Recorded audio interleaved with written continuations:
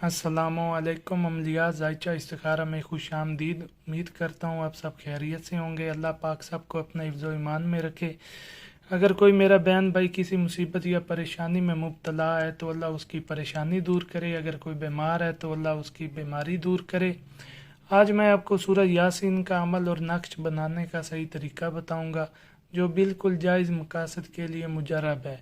मेरी नज़र में दुनिया की सबसे ताकतवर और अजीम किताब कुरान है और सूरह यासीन कुरान का दिल है। आपसे गुजारिश है मेरे चैनल को सब्सक्राइब करें और बेल आइकन को दबा दें ताकि जो भी मेरा अमल आए सबसे पहले उसका नोटिफिकेशन आपको मिल सके। एक हदीस में आया है कि सूरह यासीन जो सिर्फ अल्लाह ताला की रज़ा की खातिर पढ़ेगा तो अल्लाह उसके सारे गुनाह माफ़ कर देगा। आपने अगर किसी भी जायज़ मकसद के लिए कोई अमल करना है तो वो सबसे बेहतरीन यासीन का अमल है। आप इसे मोहब्बत के लिए भी इस्तेमाल कर सकते हैं, इज़्ज़त के लिए भी, तरक्की के लिए, नौकरी के लिए, प्रमोशन के लिए, हर जायज़ मकसद के लिए रोज़ाना फजर के वक्त एक मरतबा सूरह यासीन पढ़नी है और नक्श को गले में डालना है। चलें मैं आपको नक्श बनाने का सही तरीका बताता हूँ।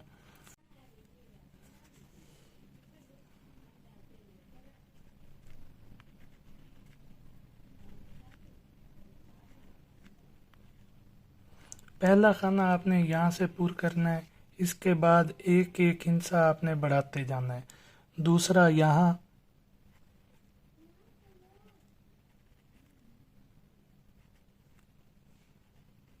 इसी तरतीब से तीसरा यहाँ, चौथा यहाँ, यहाँ पांचवा आ जाएगा, यहाँ छठा, यहाँ सातवां, यहाँ आठवां, यहाँ नौवां, यहाँ 10वां, यहाँ 11वां, यहाँ 12वां, यहाँ 13वां, यहाँ 14वां, 15वां और 16वां।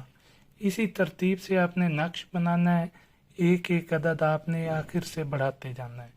इसके बाद आपने ऊपर बिस्मिल्लाह लिख लेनी है। आप अरबी में भी लिख सकते हैं, इंसों में भी लिख सकते हैं। इधर आपने लिखना है काफ, हे, ये, ऐन और स्वाद। इधर आपने अलिफ, लाम और मीम। इसके चारों कोनों पे आपने 4 फरिश्तों के नाम लिखने हैं।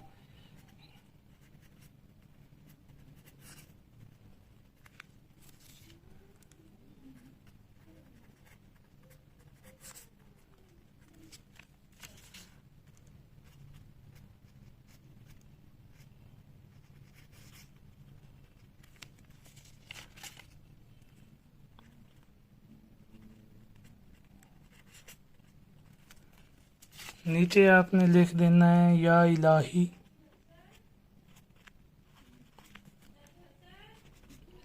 बेहुरमते ए नक्श।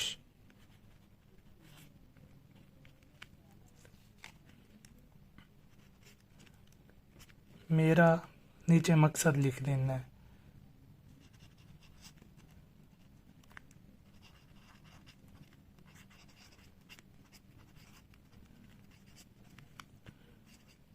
पूरा करें। ये नक्श आपने ज़ाफ़रान और अर्के गुलाब की स्याही से बना लें तो वो सबसे बेहतरीन है। अगर किसी औरत को औलाद नहीं हो रही तो वो ये 7 नक्श बनाए, हर नक्श को रोज़ाना पिए और फजर के वक्त सूरह यासीन को एक मरतबा तलावत कर ले और अपने हक़ के लिए दुआ करे। इंशाअल्लाह उसे औलाद की नेमत मिल जाएगी। शुक्रिया। मेरे चैनल को सब्सक्राइब करना ना भूलिएगा। अल्लाह हाफिज़।